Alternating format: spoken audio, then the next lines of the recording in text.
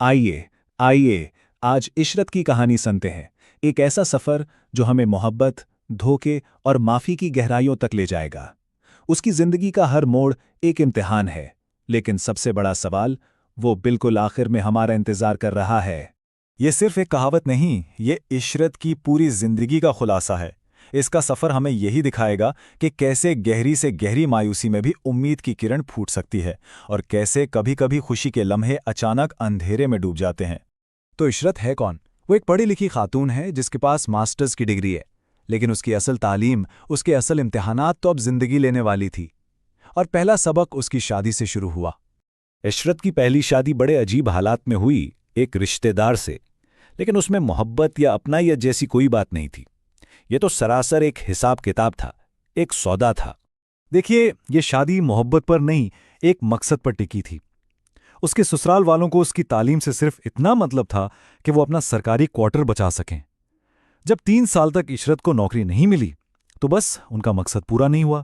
रुखसती तो दूर की बात, उन्होंने सीधा तलाक का कागज भेज दिया। इस तलख तजुर्बे के बाद इशरत की जिंदगी में अकबर नामी शख्स आया। ये एक उम्मीद भरी शुरुआत थी। इशरत और उसकी बहन की शादी 2 भाइयों से हुई। सब कुछ बिल्कुल बेहतरीन लग रहा था। लेकिन बज़ाहिर इस खुशी के पीछे एक बहुत पुराना समाजी दबाव छुपा हुआ था, वारिस पैदा करने की ख्वाहिश। और इशरत की सास के लिए तो ये ख्वाहिश एक जुनून बन चुकी थी, एक ऐसा जुनून जो बहुत जल्द एक भयानक शक्ल इख्तियार करने वाला था। और यहां से कहानी एक बहुत ही तकलीफ दे मोड़ लेती है। जब अल्ट्रासाउंड से पता चला कि इशरत के यहाँ बेटी होने वाली है तो उसकी सास का रवैया एकदम बदल गया, जैसे जहर बन गया। उसे जानबूझकर भारी वजन उठाने पर मजबूर किया गया। नतीजा, एक मासूम जान का ज़िया। और उसके बाद उसकी सास का वो बेरहम एतराफ़, हमें बेटी नहीं चाहिए थी। कुछ अरसे बाद इशरत की जिंदगी में उम्मीद की एक और किरण आई। वो दोबारा हामिला थी, और जब उसे मालूम हुआ कि इस बार भी बेटी है तो उसने खौफ को एक तरफ रखा और एक माँ का अज़्म बांध लिया कि कुछ भी हो जाए वो अपनी बच्ची को हर कीमत पर बचाएगी। इस शादी का अंजाम शायद कोई सोच भी नहीं सकता था। जिस दिन इशरत ने अपनी बेटी तैयबा को जन्म दिया, हाँ बिल्कुल उसी दिन उसके शौहर अकबर ने उसे तलाक दे दी। अपनी ही बहन के हाथ तोहफे की जगह तलाकनामा भेज दिया। इसके बाद इशरत की जिंदगी में तीसरी शादी का मौका आया। बरतानिया से एक रिश्ता आया, इदरीस का। इशरत के लिए ये अपने माजी से भागने और अपनी बेटी को एक नया मुस्तकबिल देने का एक सुनहरा मौका था।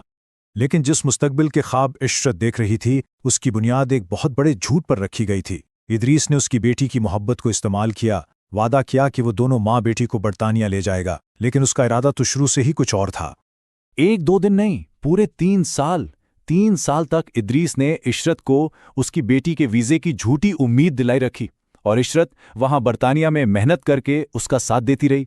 आखिरकार जब इशरत ने खुद उस वकील से राब्ता किया जिसका इदरीस जिक्र करता था, तो सारा भरम टूट गया और सच्चाई सामने आने पर इदरीस ने जो अल्फाज कहे, उसने इशरत की दुनिया एक बार फिर अंधेर कर दी। लेकिन किस्मत का खेल देखें, कहानी यहां भी खत्म नहीं हुई। इदरीस की अचानक ब्रेन हैमरेज से मौत हो गई। इशरत बरतानिया से खाली हाथ पाकिस्तान लौटी, लेकिन अब उसके पास वो सबसे कीमती चीज थी जिसके लिए वो लड़ रही थी, उसकी बेटी। पाकिस्तान वापसी के 1 साल बाद जब इशरत ने यह मान लिया था कि अब उसकी जिंदगी सिर्फ अपनी बेटी के साथ तन्हाई ही गुजरेगी, तभी उसके माजी ने गैर मुतवक्के तौर पर दरवाजे पर दस्तक दी। जी हाँ, वही शख्स जिसने उसे उस दिन तलाक दी थी, जिस दिन उसने उनकी बेटी को जन्म दिया था, वो अचानक उसकी जिंदगी में वापस आ गया। वो माफी मांगने आया था। उसने अपनी कहानी सुनाना शुरू की, एक ऐसी कहानी जिसमें कुदरत ने उसके हर जुल्म का हिसाब बराबर कर दिया था। अकबर ने बताया कि उसकी माँ ने उस पर बरतानिया जाने के लिए एक तलाक याफ्ता औरत से शादी का दबाव डाला। वो औरत शराबी निकली, उनके 2 बेटे माजूर पैदा हुए और 4 साल बाद वो उसे छोड़कर चली गई। अकबर को यकीन था कि ये सब कुछ उस जुल्म की सज़ा है जो उसने इशरत के साथ किया था। और अब जब उसकी माँ भी इस दुनिया में नहीं रही, तो वो पछतावे की आग में जलता हुआ इशरत के सामने खड़ा था, एक आखिरी दरख्वास्त लेकर। क्या वो उससे अपनी गलतियां सुधारने और अपनी बेटी के साथ मिलकर एक खानदान मुकम्मल करने का एक मौका देगी? और बस यहां आकर ये कहानी एक अंजाम पर नहीं पहुंचती, बल्कि एक बहुत गहरे, बहुत मुश्किल दोराहे पर आ खड़ी होती है। और इस दोराहे पर खड़ी है इशरत। जरा सोचिए, इशरत इस वक्त क्या सोच रही होगी। एक तरफ वो मोहब्बत है जो कभी उनके दरमियान थी, और अपनी बेटी के लिए एक मुकम्मल खानदान का ख्वाब, लेकिन दूसरी तरफ वो धोखा, वो जख्म है जो कभी नहीं भरे और दोबारा टूट जाने का खौफ। तो इस तजज़िये का इख्तिताम इसी एक मरकज़ी सवाल पर होता है, क्या इशरत को उसे माफ़ कर देना चाहिए? क्या उस शख्स पर दोबारा भरोसा किया जा सकता है जिसने उसे ज़िंदगी के सबसे मुश्किल वक्त में छोड़ दिया था?